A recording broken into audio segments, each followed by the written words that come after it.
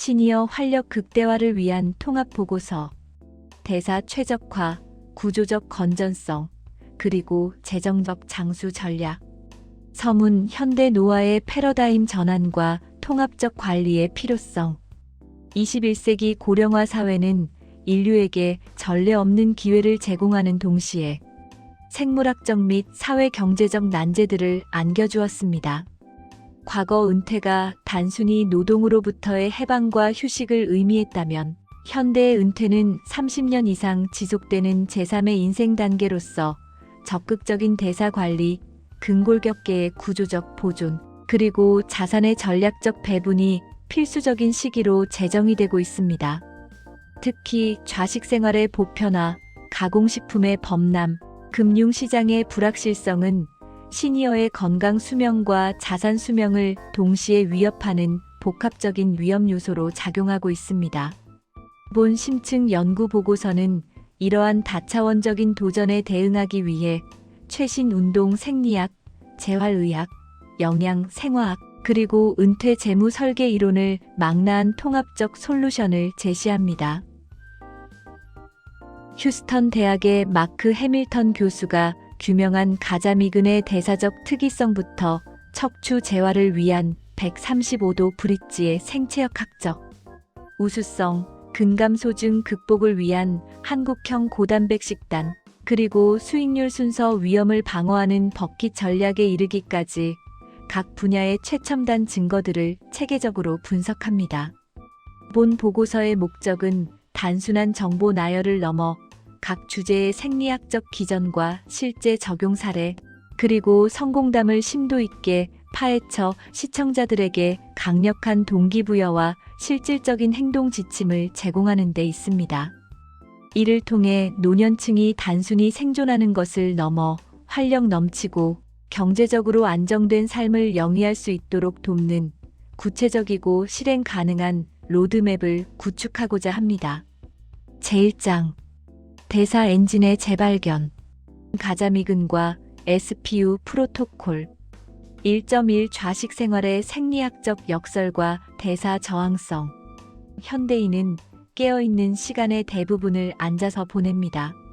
역학조사에 따르면 성인은 하루 평균 6시간에서 8시간 이상 좌식 생활을 하며, 이는 심혈관 질환, 제2형 당뇨병, 비만 등 대사 증후군의 독립적인 위험 인자로 작용합니다. 중요한 점은 하루 1시간의 고강도 운동을 하더라도 나머지 시간을 앉아서 보낼 경우 좌식 생활이 유발하는 대사적 손상을 완전히 상쇄하지 못한다는 운동 저항성 개념입니다. 이는 앉아 있는 동안 근육의 전기적 활성도가 0에 수렴하고 지단백질 분해 효소의 활동이 급격히 감소하여 혈중 포도당과 중성 지방이 제대로 처리되지 못하기 때문입니다. 1.2 가자미근의 특이적 생화학, 마르지 않는 대사 싱크. 휴스턴 대학의 마크 해밀턴 교수 연구팀은 인체 근육 중 단 1%의 질량만을 차지하는 가자미근에서 놀라운 대사적 잠재력을 발견했습니다. 종아리 깊은 곳에 위치한 가자미근은 일반적인 골격근과 다른 독특한 분자적 특성을 지닙니다. 대부분의 근육은 운동 시 저장된 탄수화물인 글리코겐을 주 연료로 사용하며, 이 글리코겐이 고갈되면 피로를 느끼게 됩니다. 그러나 가자미근은 혈액 속을 떠다니는 포도당과 지방을 직접 끌어다 쓰는 능력이 탁월합니다. 연구진의 생검 결과 가자미근 푸시업을 수행하는 동안 근육 내 글리코겐 감소는 미미했으며, 이는 피로 없이 장시간 대사 활동을 지속할 수 있음을 의미합니다. 또한 가자미근은 직은 섬유의 비율이 월등히 높아 산화적 대사에 최적화되어 있습니다. 이는 폭발적인 힘을 내기보다는 낮은 강도로 끊임없이 에너지를 태우는데 특화된 엔진과 같습니다. 1.3 가자미근 푸시업의 임상적 효과와 데이터 분석. 해밀턴 교수가 고안한 가자미근 푸시업은 앉은 상태에서 발 뒤꿈치를 들어 올리는 단순한 동작이지만 그 생리학적 파급력은 전신적입니다. 연구 데이터에 따르면 가자믹은 푸시업을 수행했을 때 전신 혈액 화학 수치에 극적인 변화가 관찰되었습니다. 식후 혈당 변동폭이 52%나 감소하여 식사 후 급격한 혈당 스파이크를 억제하고 혈관 손상을 예방하는 효과를 보였습니다. 또한 인슐린 요구량은 60%나 줄어들어 췌장의 베타세포 부담을 덜고 인슐린 저항성을 개선했습니다. 지방 대사율 역시 2배 증가하여 식간 공복기 동안 혈중 중성 지방 제거를 가속화했습니다. 이러한 결과는 가자믹은 푸시업이 단순한 칼로리 소모를 넘어 혈중 대사 산물을 능동적으로 청소하는 대사 필터 역할을 수행함을 시사합니다. 특히 당뇨병 전 단계 환자를 대상으로 한 실험에서도 약 32%의 식후 혈당 감소 효과가 확인되었으며 근전도 피드백을 통해 정확한 동작을 수행할 경우 그 효과는 47%까지 증대되었습니다. 1.4 실제 적용 사례 및 성공 스토리. 첫 번째 사례로 당뇨병 전 단계 탈출을 위한 의자 위 혁명을 경험한 53세 남성 참가자의 이야기를 들 수 있습니다. 만성적인 고혈당과 복부 비만으로 당뇨병 진단을 눈앞에 두고 있던 그는 하루 10시간 이상 앉아있는 사무직으로 운동할 시간을 내기 어려웠습니다. 해밀턴 교수의 프로토콜에 따라 근무 중 책상 아래에서 가자믹은 푸시업을 수행하기 시작했습니다. 3개월 후 그의 당화 혈색소 수치는 정상 범위로 진입했으며 특히 점심 식사 후 쏟아지던 식곤증이 사라졌습니다. 그는 따로 체육관에 가지 않고도 몸이 하루 종일 에너지를 태우는 느낌이라고 증언했는데 이는 가자믹은 푸시업이 바쁜 현대 시니어들에게 가장 현실적인 대사 중재법임을 보여줍니다. 두 번째 사례는 은퇴 후 활력을 되찾은 70대의 이야기입니다. 관련 포럼에서는 가자믹은 푸시업을 일상에 도입한 후 인지 기능과 활력이 개선되었다는 증언이 이어지고 있습니다. 70대 은퇴자인 한 참가자는 TV를 시청하는 동안 습관적으로 운동을 수행한 결과 과거에는 저녁이 되면 다리가 붓고 무거웠으나 종아리 펌프 작용 덕분에 부종이 줄고 저녁 산책을 나갈 에너지가 생겼다고 보고했습니다. 이는 가자미근의 활성화가 정맥 환류를 돕고 전신 순환을 개선하는 부수적 효과까지 제공함을 시사합니다. 1.5 실천 가이드. 올바른 가자미근 푸시업 방법. 가자미근 푸시업은 일반적인 카프 레이즈와 다릅니다. 핵심은 가자미근을 타깃으로 하는 각도와 지속성입니다. 의자에 앉아 발바닥 전체를 바닥에 붙이고 무릎은 약 90도 각도를 유지합니다. 발 앞꿈치를 바닥에 고정한 채 발 뒤꿈치만 최대한 높이 들어 올리며 종아리 근육이 수축되는 것을 느낍니다. 이후 힘을 빼고 발 뒤꿈치를 툭 떨어뜨리듯이 바닥으로 내리며 근육이 이완되는 순간을 인지합니다. 1분당 30회에서 40회 정도의 속도로 리드미컬하게 반복하며 멈추지 않고 30분 이상 지속하는 것이 목표이나 5분에서 10분씩 자주 끊어서 해도 효과적입니다. 발목에 모래주머니를 차거나 무릎 위에 가벼운 물건을 올려두면 부하를 높일 수 있으나 맨몸으로 오래 지속하는 것이 대사적으로는 더 유리할 수 있습니다. 제2장 구조적 건전성 확보. 135도 브릿지의 생체역학. 2.1 시니어 척추 건강의 핵심. 후면 사슬과 엉덩이 기억상실증. 노화와 함께 찾아오는 가장 흔한 근골격계 문제는 척추관 협착증, 요통, 그리고 낙상입니다. 이들의 공통적인 원인은 후면 사슬의 약화, 특히 둔근의 기능 부전입니다. 좌식 생활은 고관절 굴곡근을 단축시키고 둔근을 늘어난 상태로 비활성화시켜 이른바 엉덩이 기억상실증을 유발합니다. 전통적인 재활 운동인 브릿지는 이를 해결하기 위해 처방되지만 90도 무릎 각도의 일반적인 브릿지는 허벅지 뒷근육인 햄스트링의 개입이 과도하게 일어나는 단점이 있습니다. 둔근이 약한 시니어가 90도 브릿지를 시도할 경우 엉덩이 대신 햄스트링이 쥐어짜지며 극심한 경련을 호소하는 경우가 빈번합니다. 2.2 135도 브릿지의 혁신적 원리 135도 브릿지는 무릎의 각도를 조절하여 근육 동원 패턴을 생체역학적으로 재설계한 운동입니다. 발을 엉덩이에서 더 멀리 위치시켜 무릎 각도를 약 135도로 만들면 햄스트링과 둔근의 길이 및 장력 관계가 변화합니다. 스포츠 물리치료 국제저널에 게재된 연구에 따르면 무릎 각도를 90도에서 135도로 변경했을 때 근육 활성도에 뚜렷한 변화가 나타났습니다. 90도 브릿지에서 지배적이었던 햄스트링의 개입이 약 75%나 감소하여 최소화된 반면 대둔근의 활성도는 유지되거나 증가했습니다. 결과적으로 둔근 대 햄스트링 활성 비율이 급상승했습니다. 즉, 135도 각도에서는 햄스트링이 기계적으로 불리한 위치에 놓이거나 억제되어 엉덩이 근육이 강제로 주동근 역할을 수행하게 됩니다. 이는 햄스트링 경련 없이 둔근을 고립시켜 강화할 수 있는 최적의 각도입니다.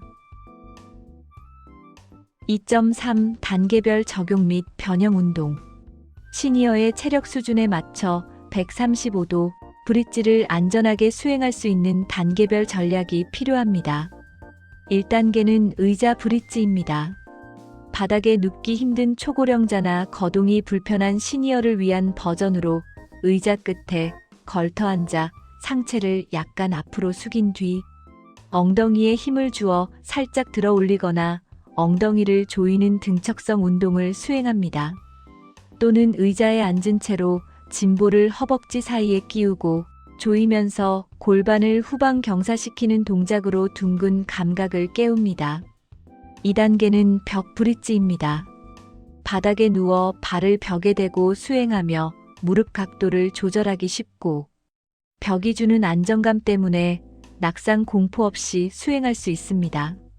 발을 벽의 높은 곳에 둘수록 무릎 각도가 펴지며 135도 효과를 낼 수 있습니다. 3단계는 표준 135도 롱 레버 브릿지입니다. 바닥에 누워 발 뒤꿈치만 바닥에 대고 발을 엉덩이에서 멀리 둡니다. 무릎이 약 135도가 되도록 한 상태에서 엉덩이를 들어 올립니다. 이때 허리가 꺾이지 않도록 복부에 힘을 주어 척추 중립을 유지하는 것이 핵심입니다. 2.4 성공 사례 만성 요통과 햄스트링 건병증의 극복 재활의학 저널에 보고된 바에 따르면 만성 비특이성 요통 환자들에게 브릿지 변형을 포함한 후면사슬 지구력 훈련을 적용했을 때 오스웨스트리 장애 지수가 유의미하게 감소했습니다. 특히 둔근 강화는 골반의 안정성을 확보하여 허리로 가는 부하를 덜어주었습니다. 한 60대 여성 환자는 허리가 끊어질 듯 아파 10분도 서 있기 힘들었으나 135도 브릿지로 엉덩이 힘을 기른 후 손주를 안아줄 수 있게 되었다고 보고했습니다. 또한 엉덩이 밑쪽 통증을 호소하는 햄스트링, 건병증 환자들에게 일반적인 스트레칭이나 고강도 데드리프트는 독이 될 수 있습니다. 그러나 135도 브릿지는 건에 가해지는 압박 부하를 최소화하면서 둔근과 햄스트링을 등척성으로 강화할 수 있어 재활의 최적 구간을 제공했습니다. 실제 물리치료 클리닉에서 이 운동을 처방받은 환자들은 통증 없이 근력을 회복하고 보행 속도가 빨라지는 결과를 얻었습니다. 제3장 항노화 영양학 근감소증을 역전시키는 식단 전략 3.1 근감소증과 단백 동화 저항성의 이해 나이가 들면 근육이 자연스럽게 줄어드는 근감소증이 발생하며 50세 이후에는 매년 1에서 2%의 근육이 소실될 수 있습니다. 여기서 가장 큰 적은 단백 동화 저항성입니다. 젊은 시절에는 적은 양의 단백질 섭취로도 근육 합성이 자극되지만 노년기 근육은 단백질 신호에 둔감해집니다. 따라서 시니어는 젊은 사람보다 한 끼니당 더 많은 단백질인 약 25g에서 35g을 섭취해야만 근성장 스위치를 켤 수 있습니다. 3.2 핵심 영양소 크레아틴과 류신. 노년의 뇌와 근육을 위한 영양제로 크레아틴이 주목받고 있습니다. 흔히 보디빌더의 전유물로 여겨지던 크레아틴은 세포 내 에너지 화폐인 ATP의 재생을 돕습니다. 연구에 따르면 저항 운동과 크레아틴 섭취를 병행한 노인은 운동만 한 노인보다 제지방량 증가폭이 컸습니다. 또한 크레아틴은 골밀도 유지에 기여할 뿐만 아니라 60대 이상 노인을 대상으로 한 연구에서 기억력 등 인지 수행 능력을 향상시키는 것으로 나타났습니다. 3.3 한국형 시니어 맞춤 고단백 레시피 분석. 서구적인 닭가슴살 샐러드 대신 한국 시니어의 입맛과 영양을 동시에 잡을 수 있는 레시피가 필요합니다. 첫 번째는 들기름 계란 후라이입니다. 계란 3개, 들기름 3큰술, 대파, 국간장을 활용하는 이 요리는 단순하지만 강력한 항노화 식단입니다. 계란 3개는 약 18g에서 20g의 단백질을 제공하며 특히 근육 합성을 자극하는 필수 아미노산인 류신이 풍부합니다. 또한 한국 고유의 식재료인 들기름은 식물성 오메가3, 지방산의 보고로서 노화와 관련된 만성 염증을 억제하고 혈관 건강을 돕습니다. 들기름에 대파를 볶아 파기름을 내고 계란을 반숙으로 익히면 고소한 맛이 입맛 없는 노년층의 식욕을 돋우며 계란 노른자의 영양소 파괴를 최소화할 수 있습니다. 두 번째는 시니어 변형식 닭갈비입니다. 껍질을 제거한 닭다리살, 양배추, 고구마, 저염 고추장 소스, 깻잎을 활용합니다. 붉은 육류보다 소화가 잘 되고 단백질 함량이 높은 닭다리살을 활용하여 1인분 섭취 시 30g 이상의 단백질을 섭취해 단백 동화 저항성 임계치를 넘길 수 있습니다. 고추장과 같은 발효 양념은 장내 미생물 환경을 개선하여 면역력을 높이며 나트륨 섭취를 줄이기 위해 간장과 설탕을 줄이고 칼륨이 풍부한 채소를 듬뿍 넣어 나트륨 배출을 돕습니다. 3.4 성공 사례. 근감소증을 이겨낸 사람들. 71세의 론 마리넬라는 전형적인 노화로 인한 근육 감소를 겪고 있었습니다. 그러나 그는 늙어서 어쩔 수 없다는 통념을 거부하고 체계적인 웨이트 트레이닝과 고단백 식단을 시작했습니다. 그 결과 근육량을 회복했을 뿐만 아니라 자신의 경험을 담은 책을 출간하여 베스트셀러 작가가 되었습니다. 그의 사례는 70대에도 근육은 성장할 수 있다는 강력한 증거입니다. 또 다른 사례로 호주의 한 물리치료 클리닉 보고서에 따르면 81세의 마가렛 할머니는 처음 내원 당시 보행 보조기에 의존해야 했습니다. 그러나 6개월간의 꾸준한 저항 운동과 단백질 섭취 증량을 통해 하체 근력을 200%에서 300% 향상시켰고 결국 보조기 없이 독립적으로 숲길을 산책할 수 있게 되었습니다. 제4장 재정적 장수 100세 시대를 위한 버킷 전략. 건강한 신체만큼 중요한 것이 건강한 재정입니다. 은퇴 후 자산 관리의 최대적은 수익률 순서 위험입니다. 이는 은퇴 초기에 주식 시장이 폭락하여 생활비를 위해 자산을 헐값에 매각해야 하는 상황을 말하며 이는 자산의 영구적 고갈을 초래합니다. 4.1 버킷 전략의 개념과 구조. 버킷 전략은 은퇴 자산을 사용 시기에 따라 3개의 바구니로 나누어 관리함으로써 시장 변동성에 상관없이 심리적 안정과 현금 흐름을 확보하는 기법입니다. 첫 번째, 안전 및 현금 바구니는 향후 1년에서 2년 동안의 필수 생활비를 충당하기 위한 것으로 현금, 수시입출금 통장, 1년 만기 예금으로 구성됩니다. 주식시장이 50% 폭락하더라도 당장 쓸 생활비는 이 바구니에 안전하게 보관되어 있으므로 주식을 팔 필요가 없으며, 이는 투자자가 공포에 질려 투매하는 것을 방지합니다. 두 번째, 방어 및 중기 바구니는 3년에서 10년 차에 사용될 자금으로 채권, 배당주, 리츠, 중위험 중수익 상품으로 구성됩니다. 첫 번째 바구니가 고갈되면 이를 채워주는 역할을 하며 물가 상승률을 방어할 정도의 수익을 내고 정기적인 이자나 배당 소득을 창출합니다. 세 번째, 성장 및 장기 바구니는 10년 이후를 위한 것으로 주식형 펀드, ETF, 성장주, 부동산 등으로 구성됩니다. 장기적인 자산 증식과 인플레이션 해지를 목적으로 하며 이 자금은 10년 뒤에나 쓰일 것이므로 단기적인 시장 등락을 견딜 수 있습니다. 이는 복리 효과를 통해 자산 수명을 연장하는 엔진 역할을 합니다. 4.2 실제 적용 시뮬레이션 및 사례 연구. 하락장을 대하는 태도의 차이를 보여주는 스티브와 제인의 사례를 비교해 보겠습니다. 스티브는 모든 자산을 하나의 계좌에 넣고 매년 생활비를 인출했습니다. 은퇴 2년 차에 시장이 25% 하락하자 그는 생활비를 마련하기 위해 손실난 주식을 매도해야 했고, 자산 규모는 급격히 줄어 시장이 회복될 때 그의 계좌는 회복되지 못했습니다. 반면 제인은 버킷 전략을 사용하여 2년치 생활비를 현금으로 보유했습니다. 시장이 하락했을 때 그녀는 주식을 건드리지 않고 현금 바구니를 사용했습니다.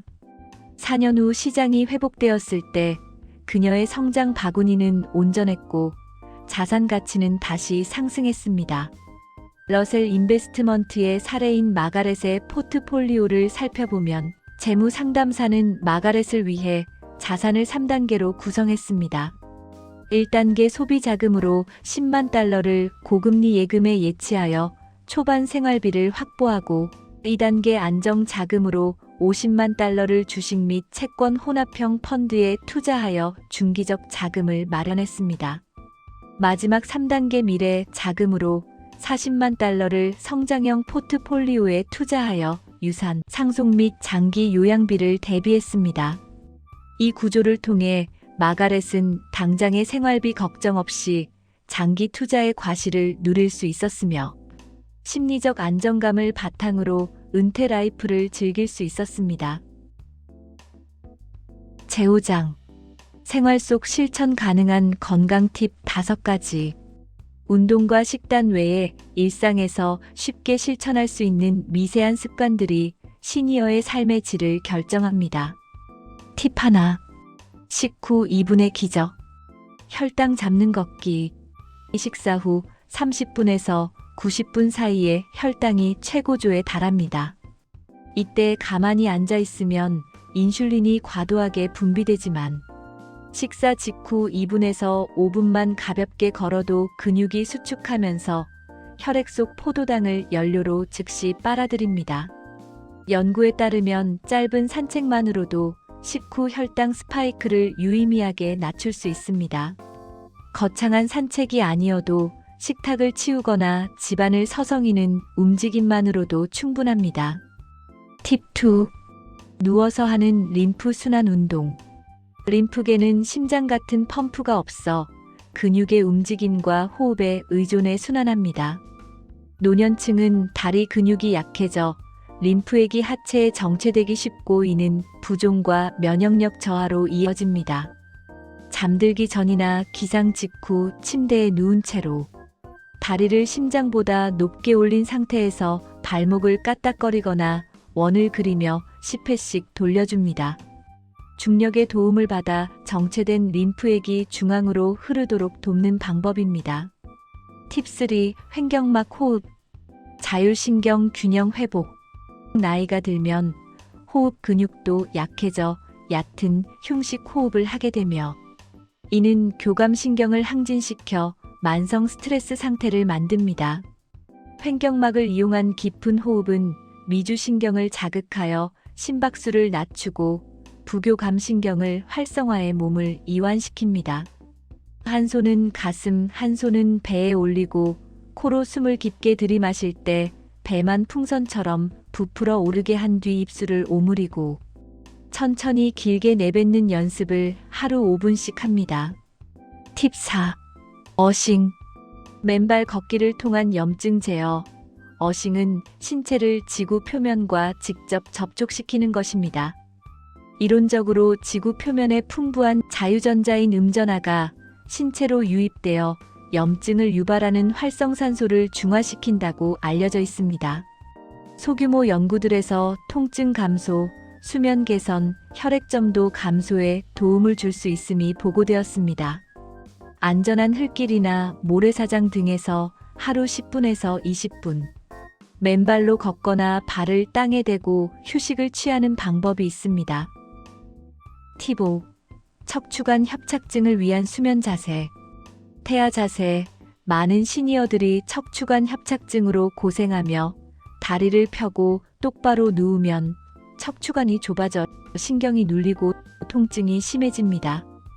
반면 허리를 약간 구부리면 척추 사이 공간이 넓어져 신경 압박이 줄어듭니다. 옆으로 누워 무릎을 가슴 쪽으로 당긴 태아 자세를 취하고 무릎 사이에 베개를 끼우면 골반이 틀어지는 것을 막아주어 허리가 더 편안해집니다. 결론. 100세 시대의 주도권 잡기. 우리가 살펴본 가자믹은 푸시업, 135도 브릿지, 고단백 식단, 그리고 버킷 전략은 개별적인 요소가 아니라 서로 연결된 건강 장수 생태계의 부품들입니다. 가자미근은 앉아있는 시간조차 대사를 활발하게 하여 내과적 질환을 방어하고 135도 브릿지는 튼튼한 엉덩이를 만들어 구조적으로 척추를 보호하고 낙상을 예방합니다. 들기름 계란과 같은 고단백 식단은 이 모든 활동의 원료가 되어 근감 소증을 막으며 버킷 전략은 이 건강한 신체를 유지하는 데 필요한 경제적 기반을 든든하게 지켜줍니다. 이 보고서에 담긴 내용은 단순한 이론이 아니라 수많은 연구와 실제 사례로 검증된 사실들입니다. 시니어의 삶은 쇠퇴가 아니라 관리를 통해 충분히 성장할 수 있습니다. 지금 바로 의자에 앉아 발 뒤꿈치를 들어 올리는 것, 오늘 저녁 식탁에 계란 후라이를 올리는 것, 그리고 내 자산을 3개의 바구니로 나누어 보는 것부터 시작해 보시기 바랍니다. 시청해 주셔서 감사합니다.